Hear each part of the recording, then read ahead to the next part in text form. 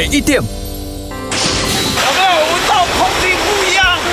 有油的味道。油味啦。但为什么有一个油味？还是这里是石油？没有，这个是有矿。对，我们讲，就从这里刚好分开来，哎，这边是灰的，上面是清水。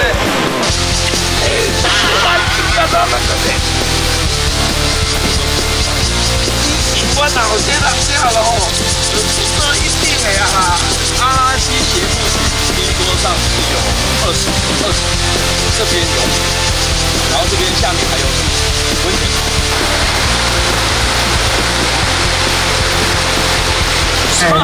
浴缸，刚刚里面怎么样？这好像是一个，这好像是挖出来的。玉井的旧称叫做焦巴尼，也是西拉雅族以前所在的地方。玉井呢，大家对它的认识就是芒果冰、芒果干，但是再往里面走，有一个地方叫龟丹，而且听说那里有五行泉，到底是什么东西？我们这一次呢，就来把它搞清楚。Go！龟丹对很多人来说可能是一个很陌生的地名，它位在南西区，就在玉井的隔壁，但一般人却都只知道玉井芒果，很少跑去龟丹。但既然先来到了玉井，不免俗套的赶快先来在芒果季的尾巴感受一下老街的氛围，尝尝在地知名的芒果冰，解解嘴馋吧。老板，先给我一碗芒果冰，谢谢。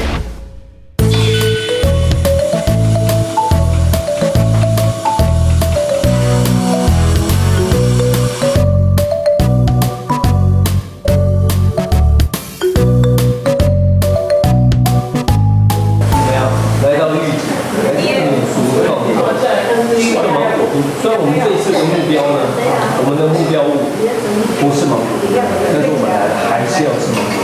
我们的目标物呢，就要去龟丹温泉里面找秘密。听完了？哦，这边今天这边好用。我告诉你，这一层这个里面还有带挂钩的，有，应该装的，对不对？这是啊，这个。爱文谷，我本来已经没有，后来已经很厉害。我增加一下。啊。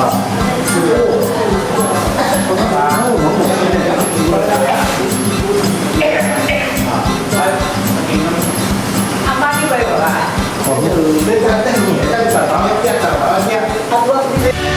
沿着蜿蜒溪谷上溯，我们来到了龟丹。日治时期曾经发生了惨烈的抗日事件。而说到温泉，龟丹温泉更是台南2大温泉之一。奇怪的是，却不常被人提起。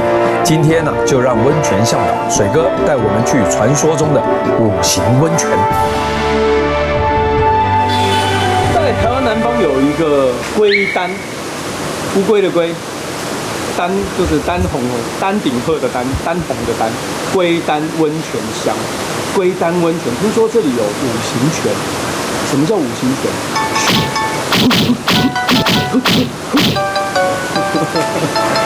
来问个仔细，看看什么叫做龟丹5行泉。水哥，嗨，你好，你好，我是小豆，我们台湾第一等这次要来，听说你们。龟丹有5行泉，它是什么泉？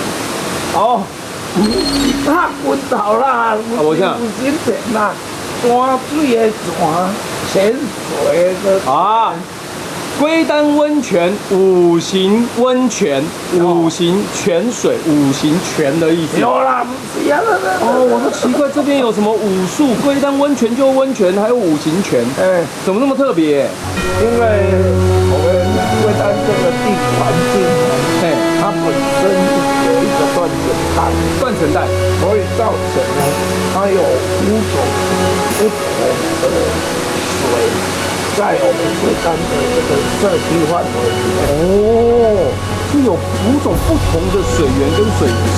对，所以它叫做5行泉。它有哪5种？金、木、水、火，就是咱咧道教讲的5种。龟丹温泉源头位于唐子恩山与梅岭交界的河谷，因为断层隆起而出现的温泉，属于碳酸氢钠泉。但由于各种地质的交错，又同时产生了其他4种不同属性的泉水，因此有了5行泉之说。水哥说，南西区更是全台湾最大的杨桃产区。出发找泉之前，先来找水哥的儿子尝点甜头。走吧。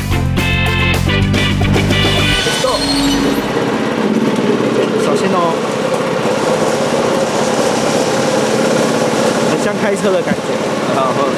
小牛好玩。小牛，现在要走哪里？我们要从到那个网到那个网子前面，对，那个就是我们的杨桃果园，种在网室里面的。对，网室的。对，网室就是我们减少用药，然后可以几乎不用药了，然后控制那个虫害第一个，然后第二个是鸟不容易进来攻击那个成熟的。这里就有香味嘞。对，有一点果香。这旁边都是种那个芒果的，这是芒果树。种芒果树，还有这是什么品种？这是艾文刚好都全部采完了。没有看到偷船亚哦。偷船亚是更前的，更之前的是偷船亚的场季。哇，快到了哦，到了。对，在这边，这个哦，这边芒果。推进去吧。对，不用，就在这边路边停的而已。路边停车就好了。OK， 好。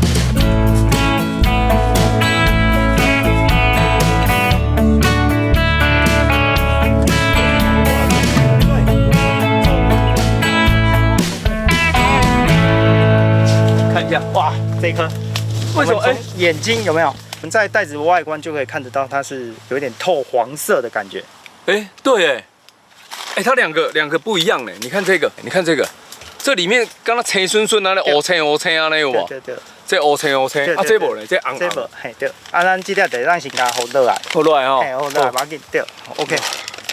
猜一下，我看一下。这样一个杨桃是栽赃红嘛，对吧？它有分栽赃，也有可以放。像要拜拜的话，我们就其实还可以再黄一点，前面还有一个更黄的。杨桃香。对。有没有人带盐巴？盐巴这已经可以吃了。盐巴我们待会用得到哦。好，这可以吃了。这可以吃的。对，好。来，你把，这个跟我们台南人削的杨桃方式不太一样。真的？你们台南人怎么削？我们台南都会在家里哈，我先用一个我在家里吃。你先吃的方式给我。我都是直接这样。小心哦。我们都是直接有没有？我都是这样切一片，然后对，就直接这样嗑。果香对不对？好吃啊！我们小时候超爱吃杨桃干的。杨桃干。那你们这一次可以做杨桃干吗？这个是可以做杨桃干。杨桃干是要熟的做还是生的做？我们差不多可以采这种颜色的，对，或者是更轻一点的，更轻的来做杨桃干。这个东西我认为比生的杨桃对好吃太多了。来，你切一个。好，你切一个。台南人怎么切？台南人呢，切杨桃的时候会先把这个外面这个先剔掉，因为台南人比较喜欢吃甜，不喜欢吃涩。不会，我好喜欢那个味道。对，就是会把这个先去掉，把光公的面它的鳞，山顶的鳞去掉之后，我们从中间从这个果面这样子削，这样子。对，待会我们在制作杨桃干的时候，来你试试看，是不是这样相对而言没有吃到籽，顺口多了，对不对？我还是喜欢吃。你要喜欢吃，对。我这个人台湾就是喝咖啡，我要喝黑的。巧克力我吃苦的，会带一点点苦的味道，就像什么人生一样。哎呀，真的，真的。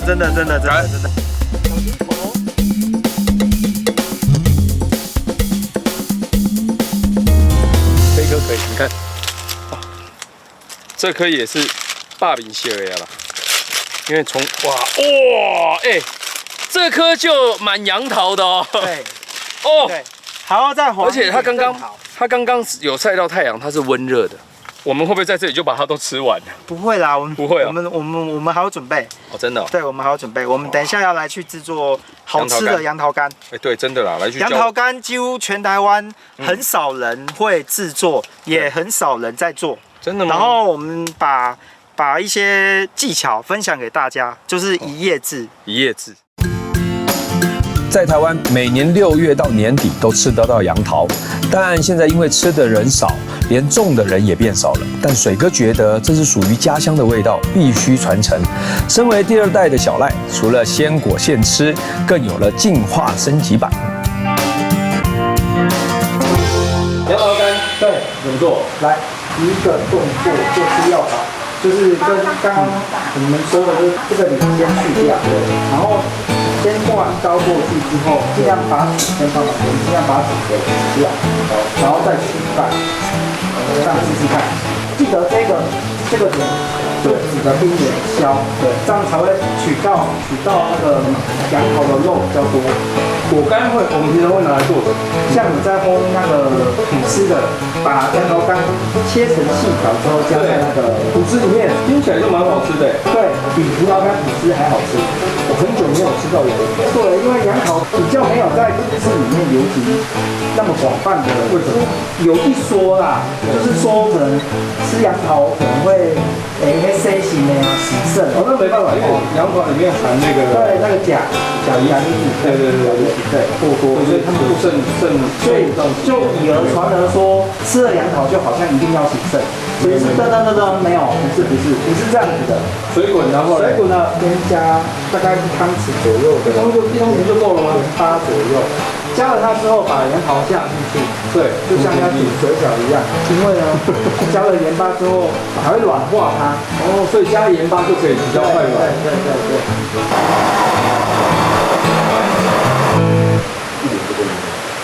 一点个酱，好好吃哦！说很好吃，很好吃哎，真的好吃啊！我刚刚就很好吃。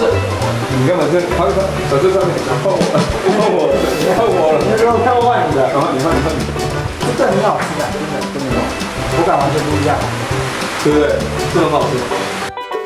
没想到盐巴和杨桃竟然那么的麻吉，煮过之后，杨桃去除了涩味，咸甜的口感，真是难以形容的美味。煮软的杨桃捞起沥干后，就可以加入一定比例的砂糖，接着静置1晚，隔天再将它低温烘干，1夜制杨桃干就完成了。杨桃干，对，这谁发现的？早不就是你祖母在做了？对，祖母就是在南溪秘制那边过来的，他们就早就已经流传这一套做法。对，好不好吃？杨桃干好吃，你自己做的很少有水果，又有一点甜甜的，又有一点甜甜的。这个就是杨桃本身的味道啊！你看起来很立体吧，对不对？在上面有对，它是姜生菇，它的每个姜生菇没有到那么极限。它就是大概在50%。这个我们最多人跟我们买的是台北都市的那种清酒吧，那个调酒啊、沙瓦都会配着1块这个，还可以做什么你知道吗？炒饭。对，没有错。我们拿炒饭其实很厉害，我又学到一招，好吃。边尝着龟丹的甜头，边听着小赖说着龟丹的故事，让我对五行泉越来越好奇，到底是怎么样的泉水能够有金木水火土的分别呢？我跟着水哥的脚步越走越深山，他说源头就在山的那头。咱即马吼，为遮客人就是要来找咸泉，属于五行泉的金木水火土的第一个金。你该不会是在跟我唬烂吧？金木水火土，上去外面没有看到金怎么办？我告诉你，金不是看到金子啦，嘿好他妈丢你！我半金木水火土呀，金木水火土，你不要有颜色，金色这样？不是。是我们的五行，金木水火土5行泉，5行泉，金的，属于金。原来泉水还有属性之分，只是什么样的泉水属金，这还让我很迷糊。这一路从原始林慢慢听到流水声，接着看到溪水出现在我的脚下，我知道我离金泉的源头应该不远了吧。快到了吗？到了，你看，有没有闻到空气不一样？好像油的味道。油味啦。但为什么有一个油味？还是这里是石油？没有，这个是油。我们讲，从分开来耶，这边是灰的，上面是清水。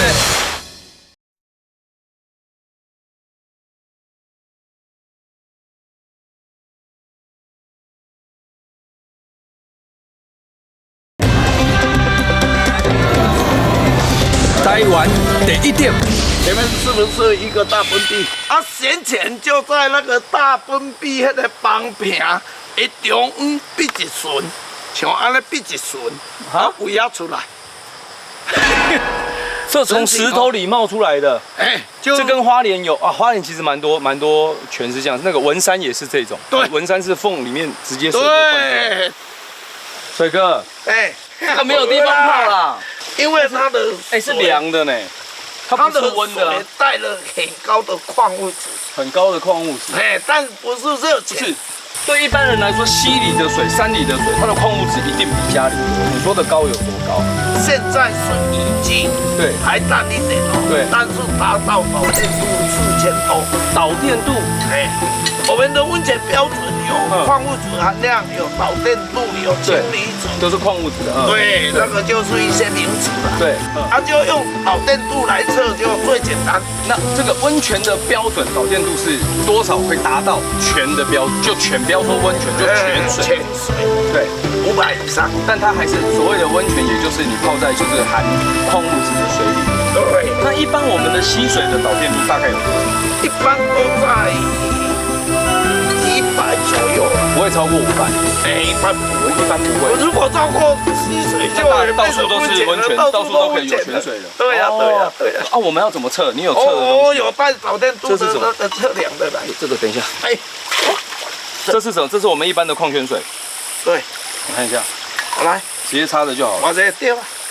35，对，就等于350嘛，乘以10，它下面有个乘以10嘛，等于350嘛，就是一般的水是350啊。到底这个在，你感觉都一样，对不对？对啊，你看，对呀，来我拿这个还是你要拿？一样对啦，你看不出来啦，你看都一样啦。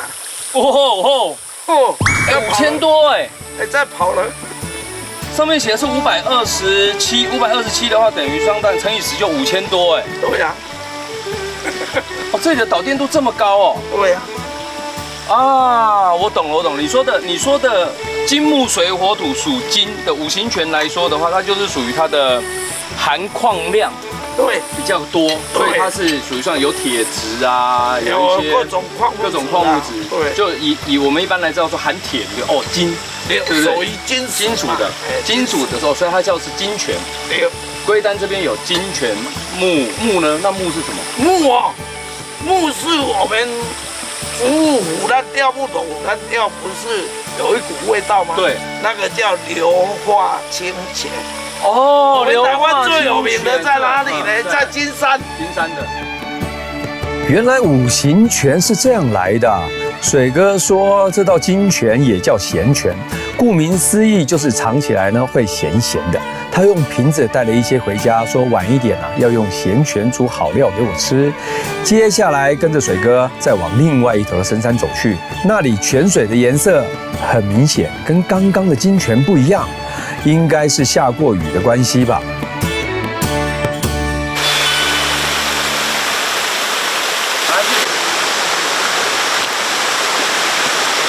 看到水的颜色不一样吗？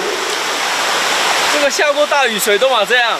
喂，我讲了不？那我不讲。咱遐的溪水落的是土黄色，这个它一灰白色，那就是上面石灰质太多。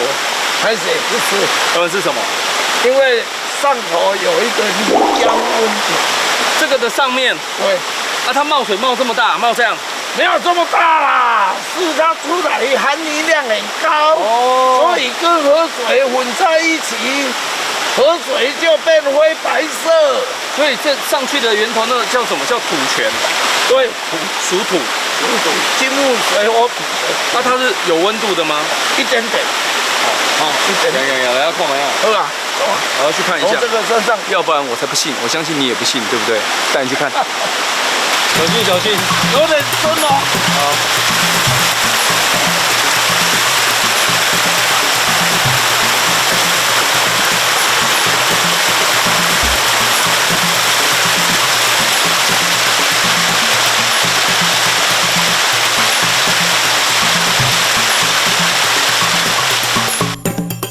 找这土泉的源头可不像金泉一样轻松，得一路溯溪而上。令我惊讶的是，龟丹这里竟然也有像关子岭一样的泥浆温泉。随着泉水的浊度由浅变浊，我知道土泉的源头到了。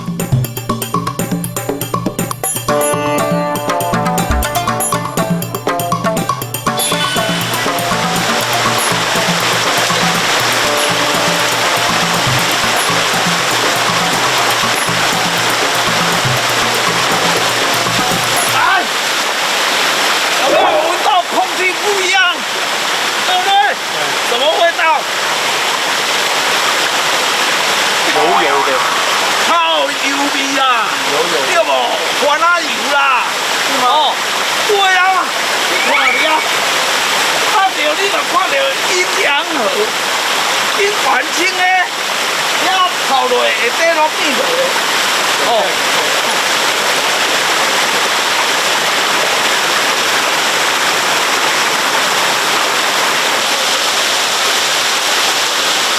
那这里为什么会是用管子接？我们要怎么样呢？我们接这个盐汤回去泡身体，可以干嘛？皮肤不好。不是水哥，他原来是怎么在没有接管子以前是怎么样？这样啊，我从那个弄出来，从缝出来。从那样，你去把它扒开。喂，老子给你啊！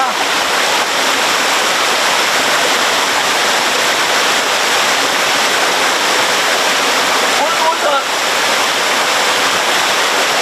哎，杯子给我，杯子给我。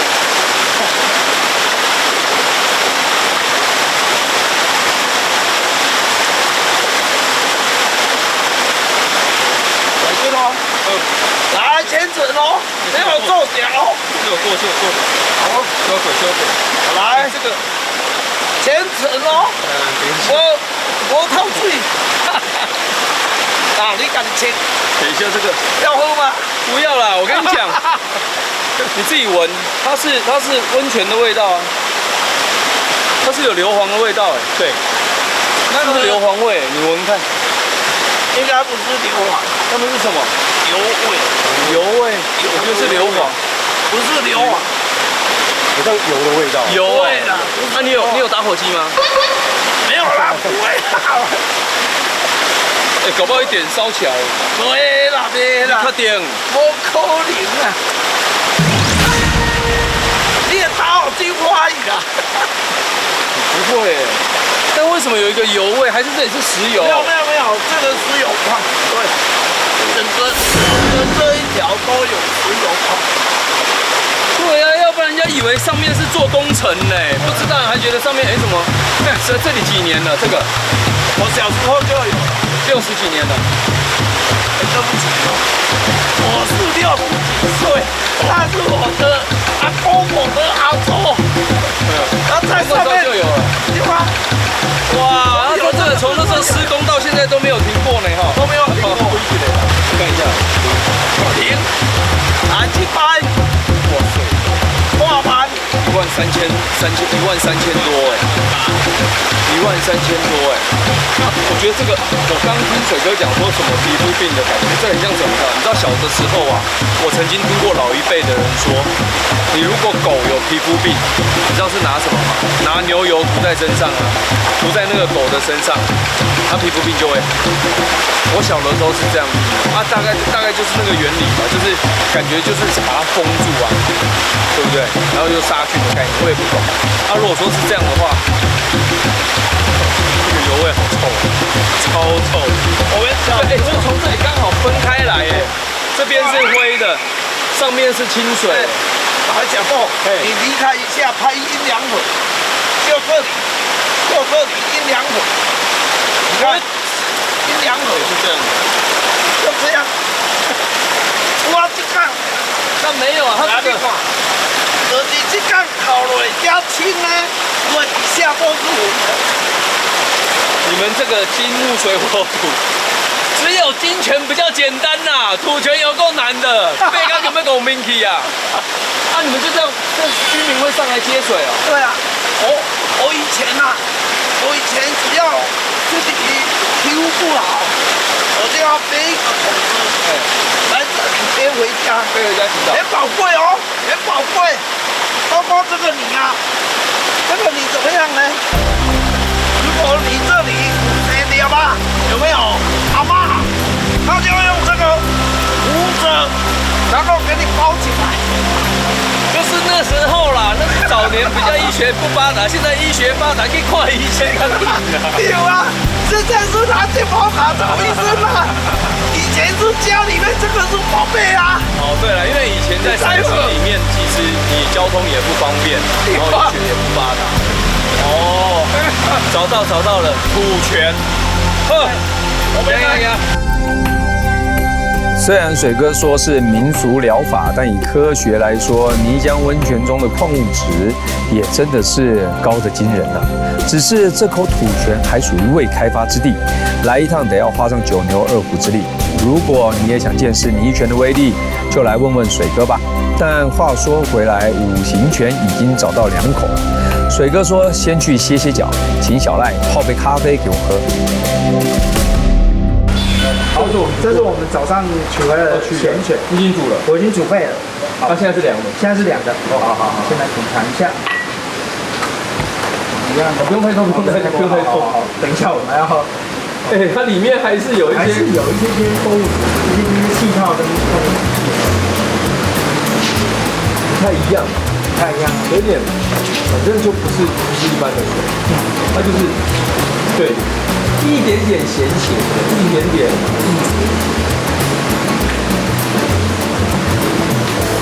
口感不一样哦，不太一样，但是喝起来算是比较软的水，它没有那么硬，对，比较软，很顺，就是我们对，等一下搭着咖啡的话，会有更不一样的口感。好啊，来，浅焙的吗？还是深焙的？中浅，对。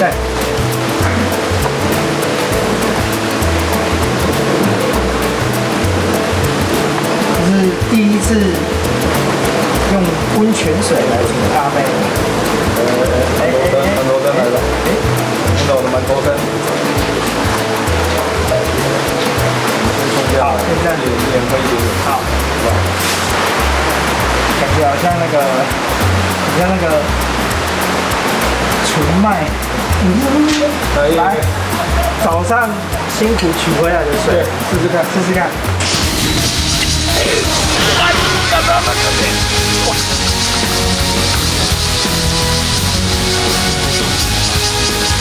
我脑筋很下了哦，这一定的呀，现在的是最不乱点的吧？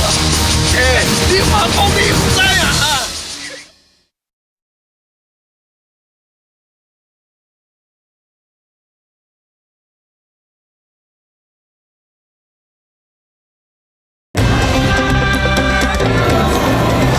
台湾第一点。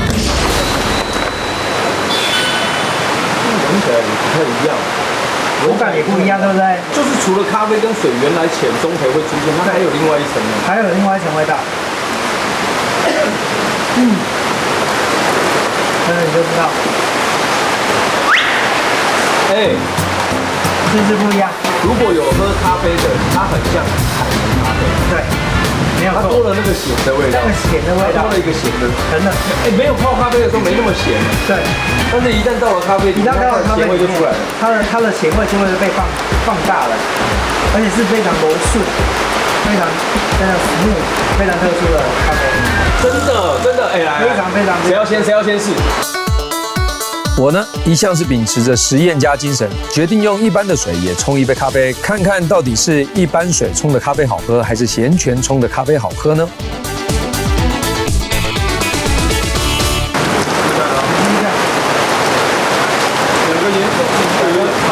两个颜色其实就有点不太一样。这很像酱油，这很像硬油。它轻，比较脆。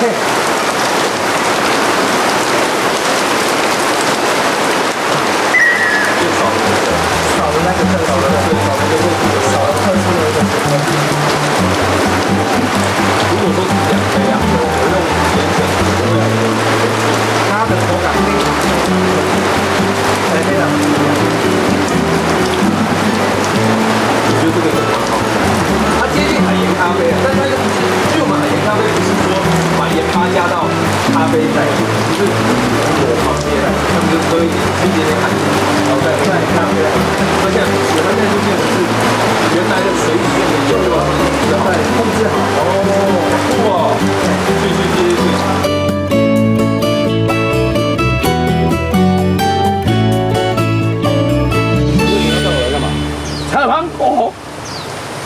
你这边的芒果是什么？是凯特跟什么？我们有几十种品种，这个季节是最晚的一种叫凯特。凯特嘛。啊，现在这个嘞，这个是凯特。这个就凯特。凯特嘛。啊，我们现在，但是你现在摘它啊，我要放到什么时候才能吃？没有，如果你要直接吃它，要放到软，要放软才能吃嘛。但是要很久，要等很久。对啊，所以啊，你带我来采芒果，总要放多久？我们今天采的这个是要去煮鱼，煮鱼呀。芒果青你有煮鱼哦？芒果青有煮过什么？我芒果青没有煮过别的呢，所以排骨也没有煮过哎。你用芒果青下去煮啊？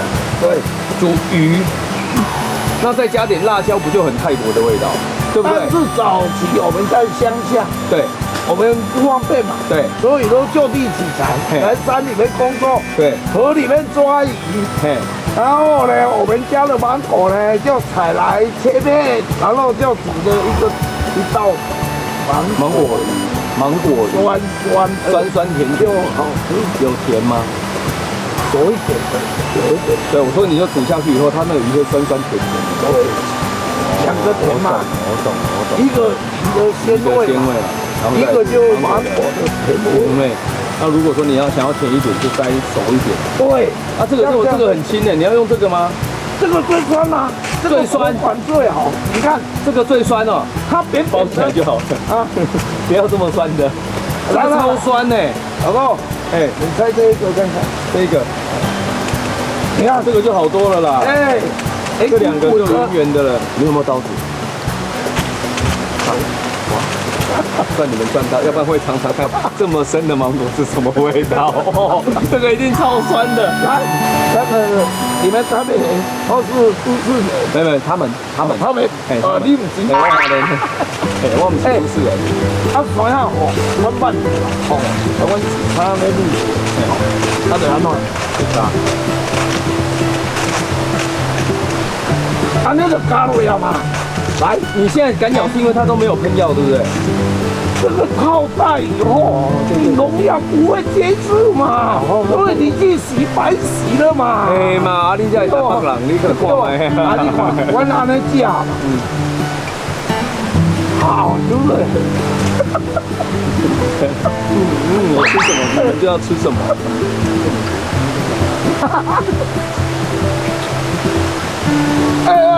赔啦，赔啦，你假啊！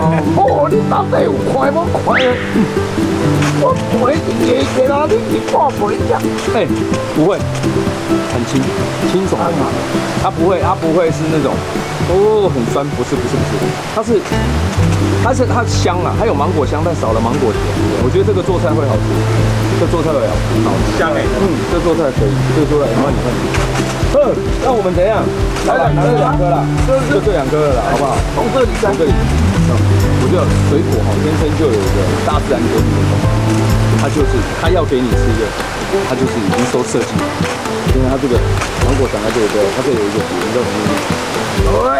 来呀，这个你要那办？对，这个是大自然给你的，它就是你如果拔不下来，就表示它可能不是要给你吃的。这真是在乡间才能有的小确幸啊！路边熟的芒果可以一采就先吃，采不到熟的芒果，在地人也不会浪费。水哥说，这种青芒果煮鱼汤最对味了。进山之前先煮一锅，让我好好尝尝在地的美味。芒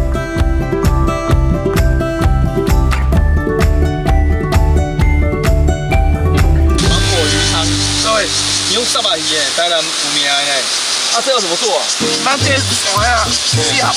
下回哦，这都是生的呢。呀，好香要生的芒果啊！对，要生的才可以。熟了就变芒果汤了。芒果汤，咱哦，爱情哦，怎样？所以啥呀？爱情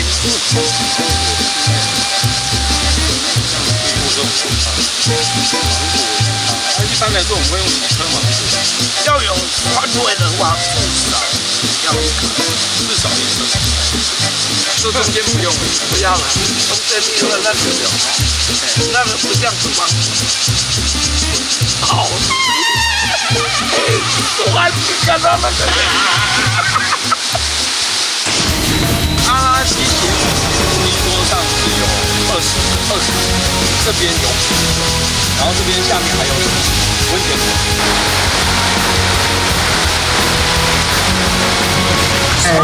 浴缸，在家里面想这样，这好像是一个哇，都挖出来的。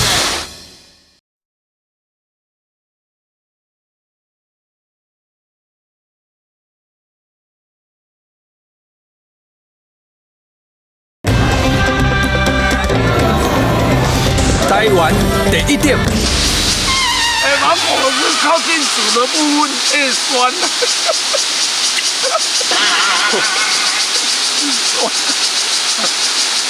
但是我就不想浪费，笑什么笑？来，给你咬一口，比较好看。那我们现在等它熟嘛。我们最主要是要让芒果的味道出来。对，所以你现在可以加鱼了，也可以加鱼。今晚吃较好了，吃什么？这我台人的名产。真的哦。我下次就知道了，带一颗芒果进山里，然后如果有钓到苦花，就是芒果青苦花汤，它会有一点香香的。听起来就够注意。哦，差不多了。以我多年的经验，现在这个鱼汤的调味，我试试看。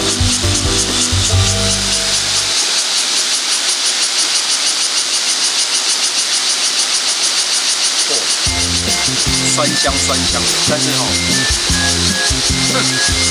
跟你讲，真的烧酒啊！我老些人家咯，这一定的啊！不会，可以啦，这可以，这可以，一定的啊！请我，来，水哥你，差不多。哦，你嘛就食啦哦，无咧拍戏啦。啊，若无这拄啊侪人看哦，拄啊安怎？迄个感觉哦。小陆，怎样？恋爱的滋味不是酸酸甜甜的吗？你妈讲你唔知啊？我很久没有了。对我。但不会啊，我每天在家跟我老婆也都是这样。都这样吗？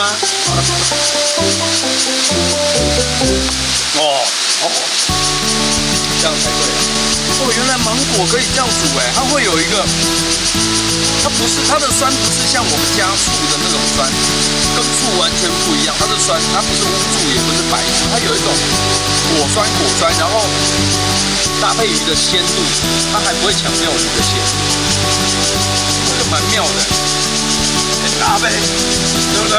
这我第一次知道，这是我第一次吃，很配，很配。吃完鱼汤，坐上水哥的铁牛车，越过龟丹溪，一路上山路十分颠簸，却丝毫不减我要寻找五行泉的决心。水哥说，现在要去的地方就是龟丹的主要温泉源头——水泉和火泉。除此之外里面的阿拉西斜瀑群才是最后的重头戏。我也想好好看看这大自然的鬼斧神工到底有多特别呢？水哥。从这边下去是阿拉西斜瀑群，为什么要叫群？为什么要叫斜瀑？因为你看哦，我们刚刚从外面一路进来，对，它这个整个山壁啊，它一般瀑布大部分都是垂直，对不对？对。但是我们这里的瀑布不是，很多都是这样，有角度的。有角度的，而有角度的瀑布呢，比较好玩，因为可以做成滑下来，所以呢，斜的啦，很多的瀑布的形状是斜的，所以叫斜瀑群。啊，群的意思是好多个瀑布，不是只有一个。斜瀑。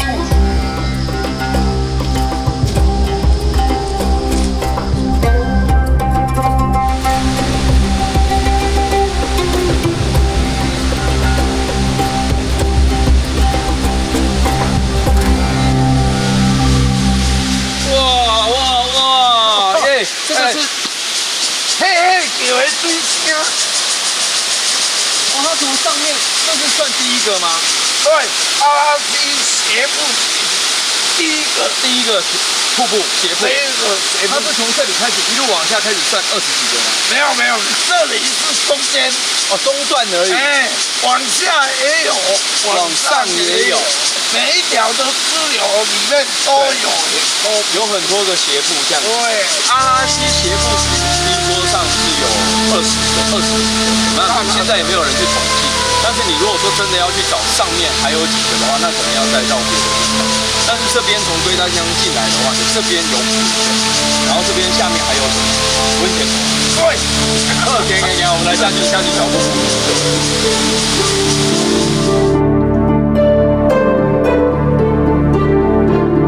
所以我们刚上来那边一个，然后这边也有，这里也有，后面也有。它温泉头就是在那个方向嘛。就往这边下去，它是温泉。然后我们要往你说的双玉缸在哪里？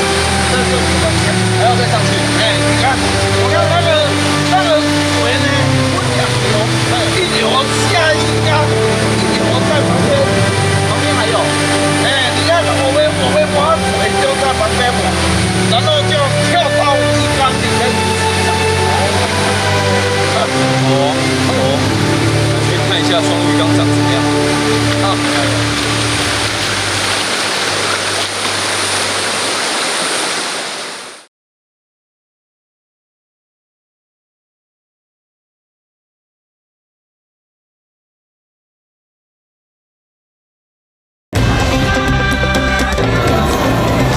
台湾第一点，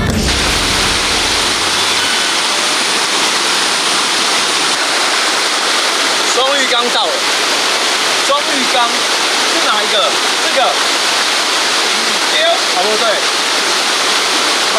上面我到这里有一个，还有一个哎，上面还有一个，哦，下两个，所以我们现在要上去泡澡。你要泡哪里？你泡下面的好了。你反应那么慢。对，剪刀石。要先讲好。要讲什么？输的是当女生还是当男生？赢着选就好了啦。剪刀石。因为一个男生一个女生。剪刀石头布，剪刀石头布。好，你先选。我要当男生。那你在下面。我上去上面。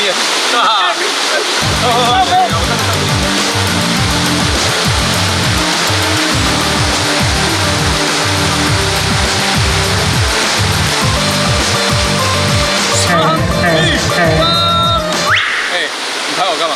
你怎么上来的？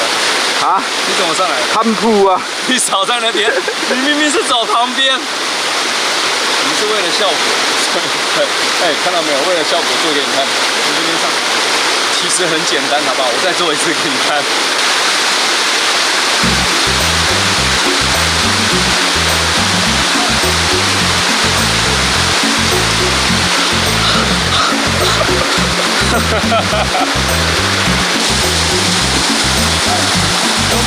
你跟我说2米。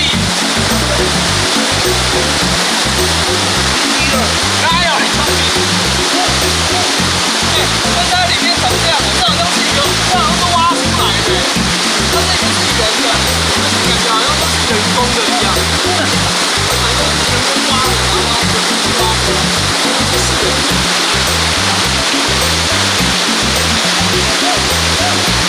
而且我发现西岸的水啊，比较平易近人呢，没有那么的寒冷。东岸的水啊，很冰，但是东岸的水冰下去是透心凉。这边呢就觉得哦，太阳晒一晒，泡到好像家里冲冷水这样，还不错，还不错，还不错。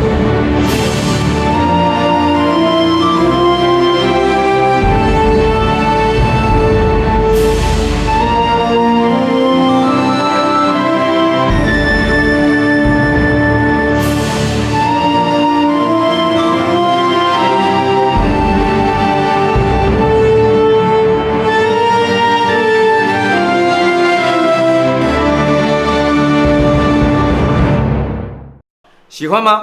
记得按赞加订阅，台湾第一的，开启小铃铛哦。